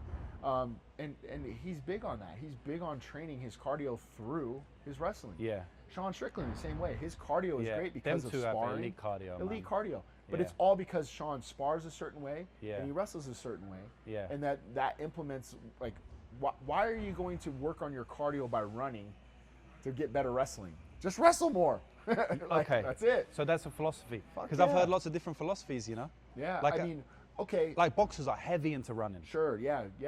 And I think it's different for boxers in a lot of ways, but like for us, like Daniel Zellhuber, he was running so much that he was getting shin splints. Yeah, oh yeah. And Running's then not what good was for you. happening to his kicks? He wasn't able to kick because his shins were fucked up because he was running mountains so much. Yeah. Yeah, running's not good for you long term for Yeah. sure. I mean, you see any runner, any marathon runner, they're fucked up, man. Yeah. Surgeries, knees. Oh yeah. Yeah. It's crazy hearing you talk because you mentioned like all these fighters' names and like fuck, like you train everyone, bro. Oh, bro. It's like, innit? It's like crazy. Yeah, we got a lot of guys in the room, man. I'm certainly blessed, and for me, like being able to coach the caliber of talent that we have here, really just makes me better, man. Like I really enjoy it. Like I get to work with a guy like Edmund Shabazian. And then I turn around and I get to work with Brad Tavares, who they fought each other. Wow, and then it's Mansour Abdul Malik, and he's like this phenom, and he brings certain things to the table now, Bro, I'm certainly blessed to have the talent that we have in here because as a coach, you get to learn too. Yeah, you speak about a phenom. One question I wanted to ask you was like about modern MMA, right? And we spoke about the guillotines earlier with Ryan Spann, how it's like an I win button.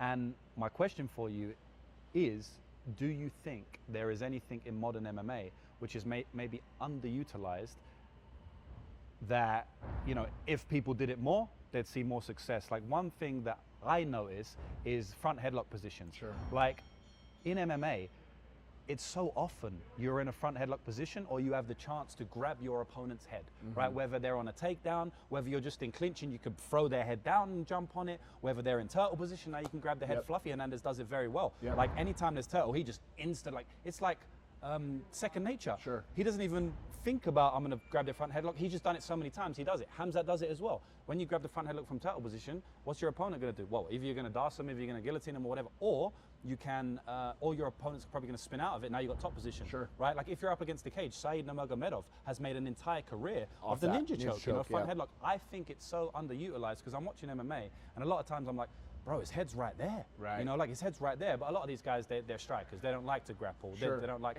Sometimes it's a show of force. It's to allow them to know that it is there. To defend takedowns. Just to defend takedowns, right? Doesn't mean you have to exhaust it, jump it, do Yeah. all those things, but Yeah. it is Threaten a show it. of threaten it, right? The other thing too that I feel like it's been underutilized a lot in the sport this day and age, that was something big for me coming up, was the cradle positions. Okay. And the reason why is because Randy was always so good at being able to cradle guys that were bigger than him, but it was able to slow guys down, getting into those cradle positions, near side, far side cradles, When I started understanding what Randy was doing in those positions, it was more to be taxing and to be wearing on guys, but putting them through unknown routes of get-ups. Yeah. That's interesting because, you think like, when I was thinking of what is underutilized in modern MMA, I'm thinking of stuff that hasn't really been used before in MMA. At all. It's like, you know what I mean? Yeah. Like, yeah, at all. But you're saying, oh, this is underutilized in modern MMA, but it was actually used in past MMA. You would think, like, as the sport grows, they take the good stuff, they leave the bad stuff, right? Sure. But you wouldn't think stuff gets completely lost. And Right. I don't know the sport back then. Like, I'm not really a historian. Well, it was like interesting because you brought up the front headlock series, and all that chains Yeah. together so well. And when you look at big guys, a lot of their routes to get up are very much the same. Is get on my hands and knees or my feet. Like I always say, the Derek Lewis get up. It was like Derek would just fucking get up. Yeah. You know, but if we can get that posted leg and we can get into a front headlock series or into the cradle positions, now I have one of your bases taken away. Yeah. And now I can take that leg and I can isolate it with like the topside Turk or Fluffy does that quite a lot. Fluffy does it one of the best in the game. Yeah. And those are all a lot of his mat returns come from. Yeah. You know, when I watch Fluffy, it reminds me of an old school Randy Couture. Wow, yeah. Some of the things I think in modern MMA that we're seeing now that we discuss quite a bit is there is no stance. When you see guys come in and like say I'm an orthodox fighter, I'm a southpaw fighter, get that out of your head. Okay. Like if you can understand offensively, but most importantly defensively, being defensive sound and offensively sound out of both stances, it allows us to be able to put together such a different and elaborate game plan. Yeah. And I say that because the one constant that's in this game that never changes is the cage. Yeah. You got 5 feet. Yeah. And you're 5 feet 6 inches tall. Yeah. Yeah. The cages stay the same. Yeah. The dimensions stay the same. Yeah. If you can learn how to funnel Yeah. and how to conquer that geography, Yeah. but you can do it out of both stances, Yeah. the offense that you can put together, to me, is the most important part of the game. When you watch guys that are getting finishes, I bet you a lot of them, mathematically, are going to be up against those corner posts. Yeah. Yeah, for sure. I mean, when you're pressuring someone, oftentimes, a lot of finishes are up against the cage. You limit movement. Yeah. You limit options. You tell a guy, hey, I'm going to close this door here. It's a mental thing as well. It's a mental thing too. Now, when you start showing your level change and your feint levels, you're worried about the shot, but your hand positions might be not conducive to block a takedown or to block the overhand. Yeah. Right? So there's a lot. Someone who does that very well is actually fighting this weekend. I'm going to the UFC Apex card, and it's the new main event. It's Tatsuro Taira is now fighting Park, Peace of Mind Park. Yep. He was meant to be fighting Urseg next week, but they brought him back here.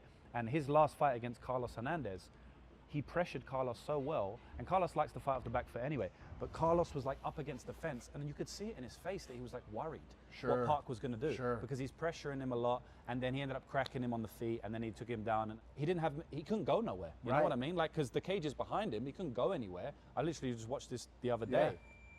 So, you know, it goes to what you're saying, like pressuring up against the cage. What does that do to your energy systems, right? Yeah, like, I'm fighting on the back foot. I'm fighting on my back foot.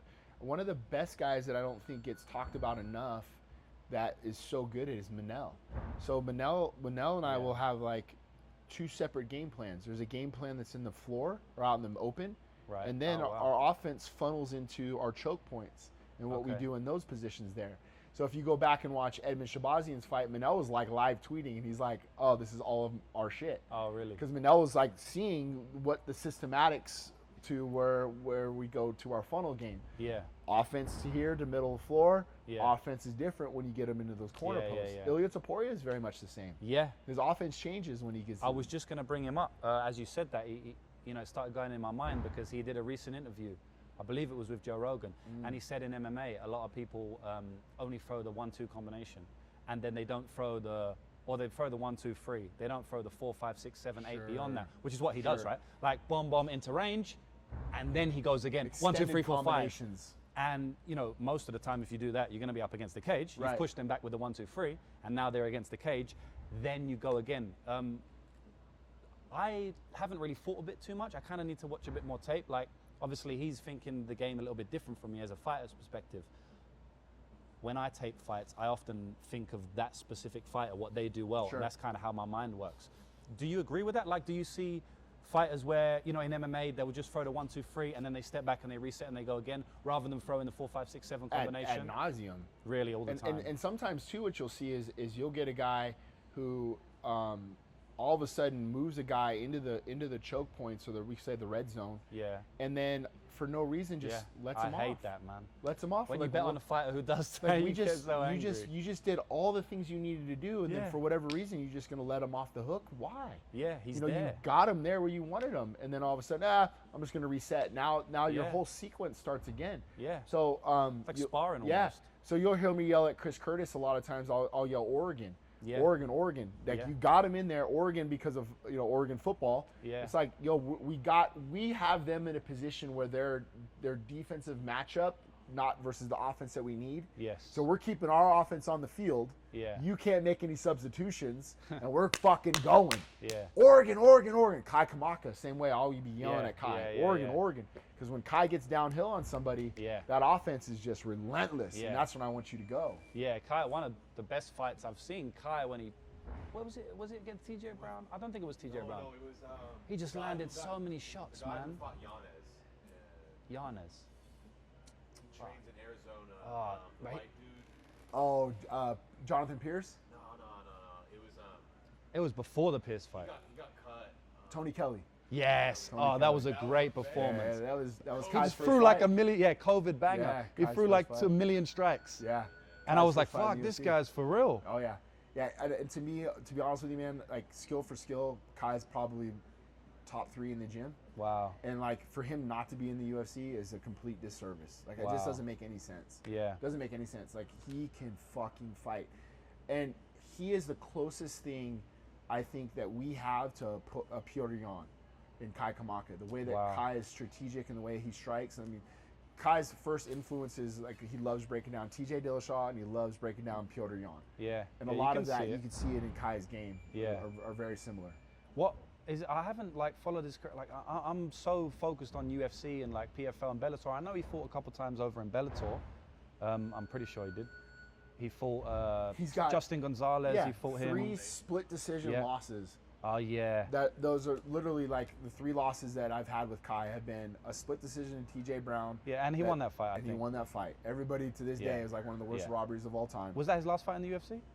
His last fight in the UFC was Danny Chavez. That was split as well, wasn't it? He got the point taken. He clearly won that fight. Won the fight. Yeah. The knee lands in the liver, but his foot grazed the cup. Right. And they took a point. And they took a point.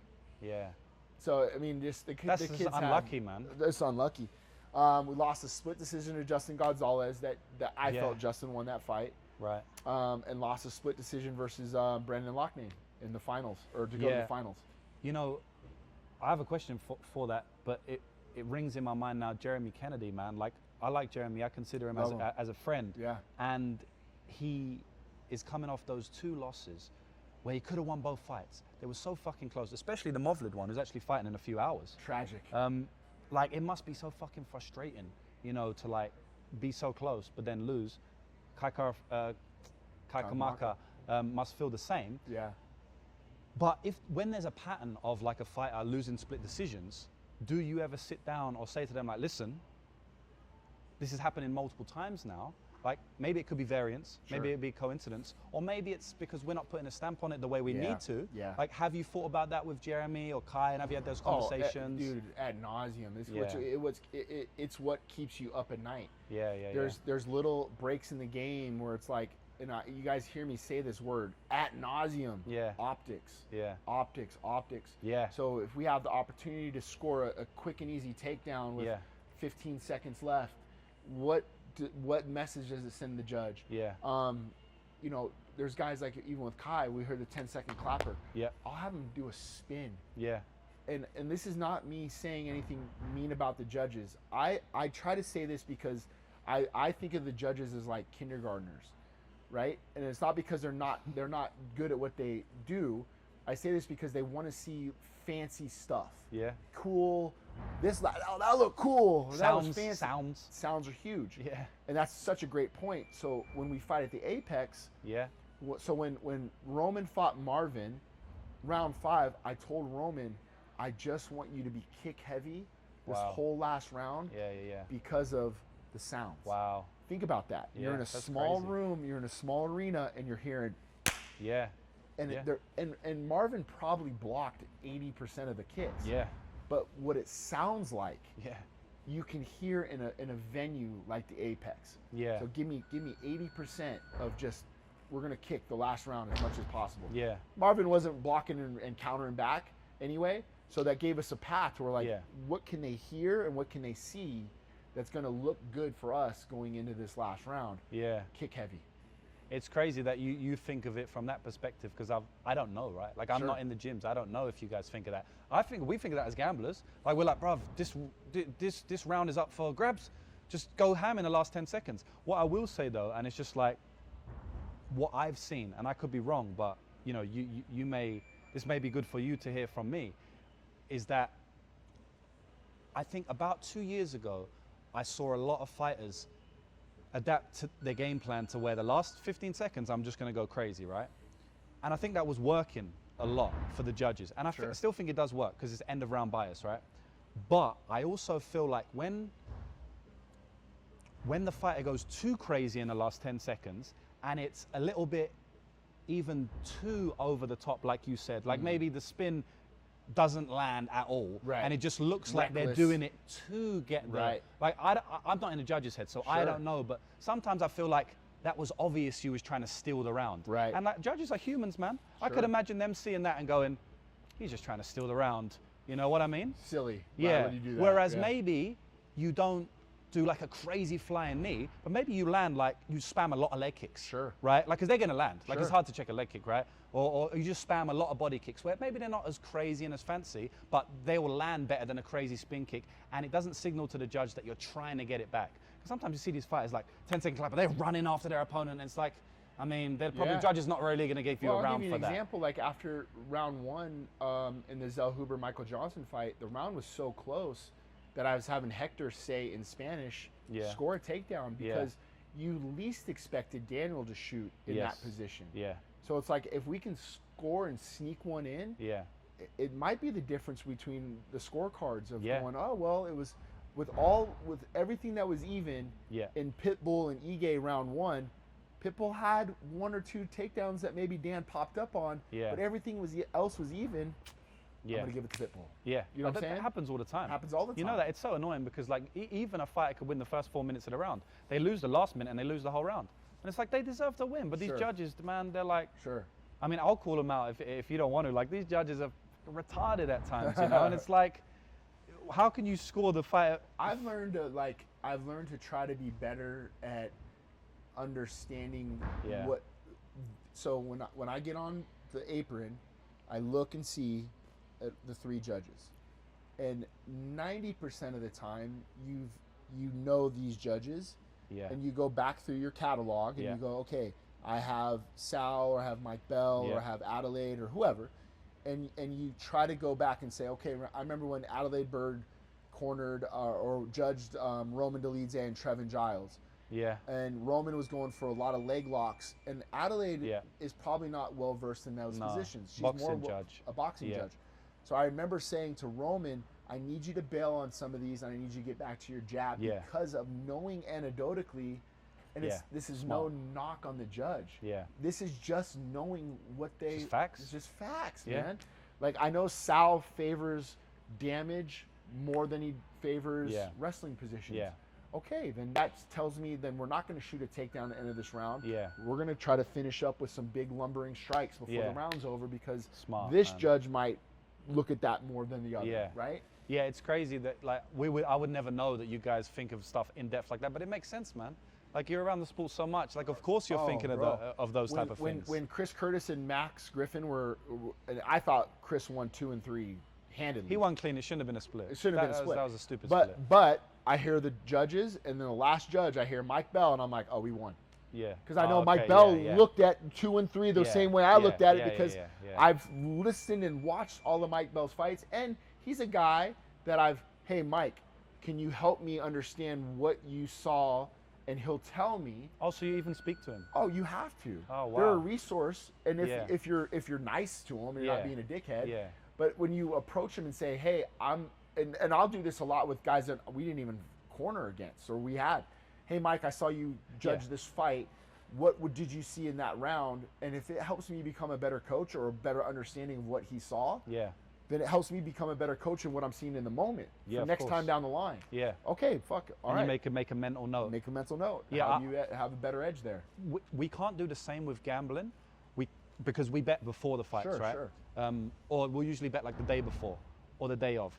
But I have done that in the past where, for example, I'll see the first 2 or 3 fights, right?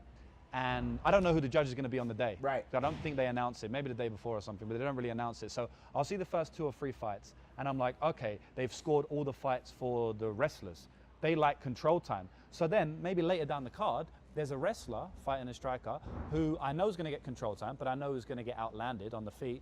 But I know that the judges in that event or in that, on that specific event are going to score the fight for the wrestler more often than not. So then I will make a bet before the fight. Like I wanted to bet the wrestler, but I wasn't sure. But now I'm going to do it because I know what judges. The way the so you do the judges are same, but you're just doing a game plan. But I'm making a bet. So Sean is fighting Paulo Costa in New Jersey. Yeah. I'm watching the prelims in my hotel room. Mitch Raposo's on the card, who's a team friend of ours. Yeah. And I'm watching Mitch's fight, and I think the other guy clearly won whatever rounds. It ended up being a split. Andre Lima or Sumudaji? Sumudaji, yeah.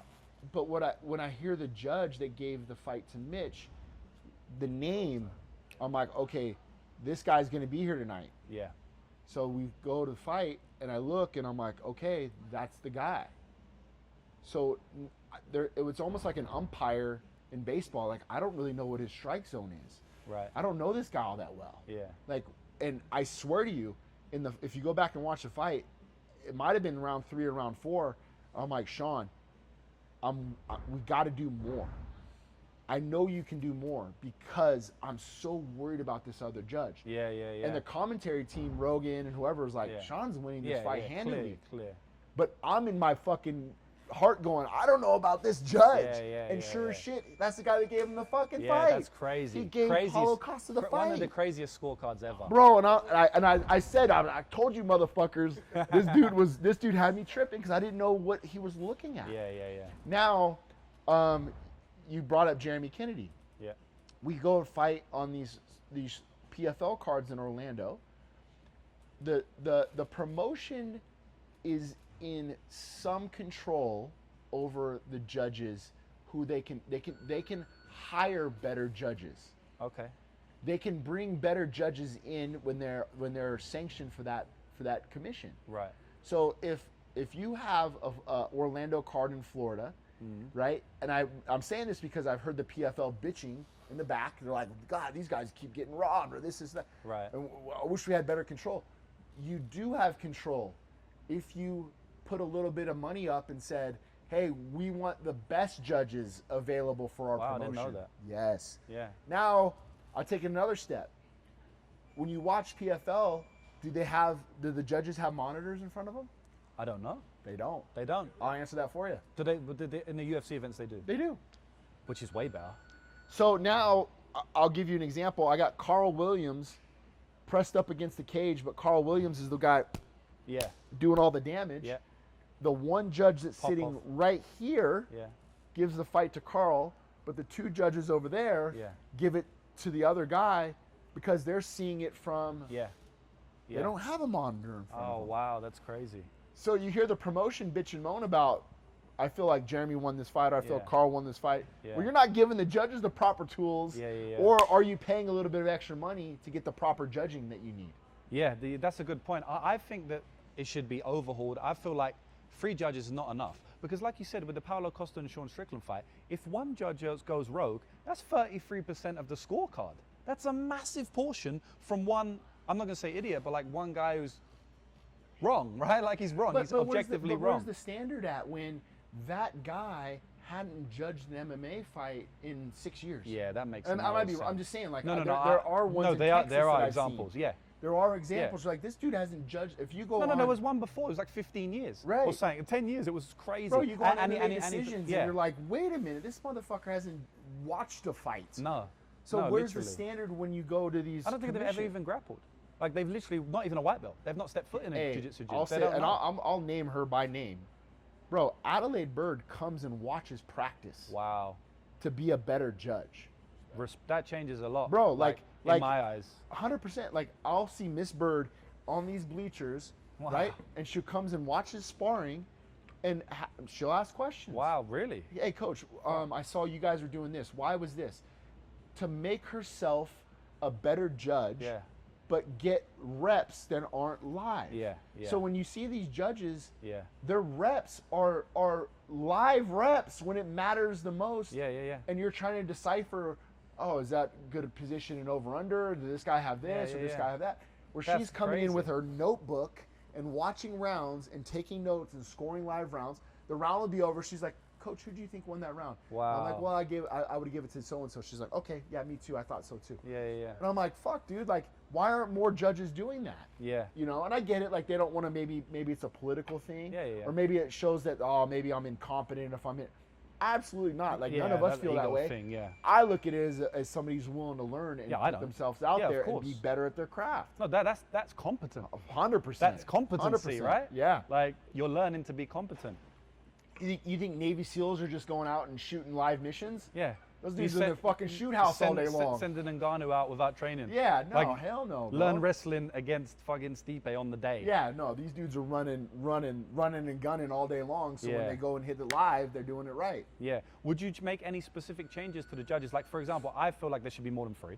It just reduces variance. Yeah. And it's an easy thing we can do. Sure. And then secondly, you know how you say, you told the Lidsay to smack him hard so we heard the sound. Sure. I feel like, I don't know, this is crazy, but the judges should be in a room, man. They shouldn't even be in the arena because you said the noise is important, but you know what other noise? Not just the kicks, it's the crowd. The crowd, the coaching. Good shot, Daniel, you know what I mean? Yeah. And maybe, you know, they're like, fuck, I don't care what you say, you're the coach, but they care what the crowd say. Yeah. You know, hometown bias is because the crowd cheers every time you land a shot, but your opponent lands a shot, they don't say anything. Well, you're right, and I think, you know, I kind of shot myself in the foot a year or two ago because I did a podcast kind of talking about during the COVID time, we were fighting and we were sparring in a quiet room. Yeah. Because I was like, hey, this is going to be the arena. Yeah, smart. So we turned all the music off. And in the first couple sparring sessions, dude, it was eerie. Yeah. But then it started to make us realize, well, we can hear each other corner. Yes. Okay, well, if we can hear each other corner, the judges can hear if we're panicking or not. Right. So now we need to be able to delegate one of the guys in the corner to only say positive things about our fighter. Yeah. And that's your job. Bro, like legit, because we were worried about, like, if I'm like, you gotta get this round back. Even the judges, you're gonna hear that and go, well, their own team thinks this guy's losing. So we used to talk about that, like, we gotta speak in a certain way. Yeah. So, like, you know, Francis beat Jairzinho, that didn't matter. Yeah. But Ige won a split decision versus Edson Barboza. Yeah. And Claudia Gadelha won a split decision versus Angela Hill. And I promise you that all of our language in that corner was all premeditated positive towards our fighter winning. Yeah. We felt like it was going to have an effect. Yeah, it may have. Right? Well, I remember James Krause was cornering Anthony Smith versus Glover. Okay. And you can hear James was like just like going frantic the whole time. I think I remember. Right? And then like Anthony was fighting kind of frantically. Yeah. But you could hear that. So when the fight was over, we obviously spent a lot of time together, me and James said to me after the fight, he's like, do you think I was like, it might have been a little too much for him because he heard everything you're saying was fighting to that capacity. Yeah. You know, so. Yeah, man, there's so many layers, bro. But man, look, we've chatted for a long time. Pleasure, I'm not going to take any more of your time, but this has been so fun, bro. Anytime, man. Like, I've enjoyed this, definitely, bro. Yeah, we'll have to do this again. Yeah, no, definitely. You guys are more than welcome to come in, come watch practice and see that's where you really get to see the environment in here. Yeah. When you're able to watch some of the boys spar and that'd be the sick. gym and the energy in the room. So yeah, Tell definitely. Sean not to spar me. Oh no, you see the video and I've Yeah. seen him do that to a few people. He'll walk right. Anybody that's new in the gym, he's like, "What weight class are you?" Like Elliot Marshall's a good friend of mine. Elliot's like long since retired in the UFC, and Elliot comes walking in to see me one day, and Sean's like, "Oh, Elliot Marshall, you fought in the UFC. Let's spar." And Elliot's like, "No, dude, I haven't sparred in like 10 years. Yeah, and I I'm ain't not sparring with you, motherfucker. No, hell no, bro." So it's great to have you guys in. Shake your hand, man. Thank you so much, brother. I Anytime. appreciate it, man. Thank you. Thank you. Pleasure. Peace.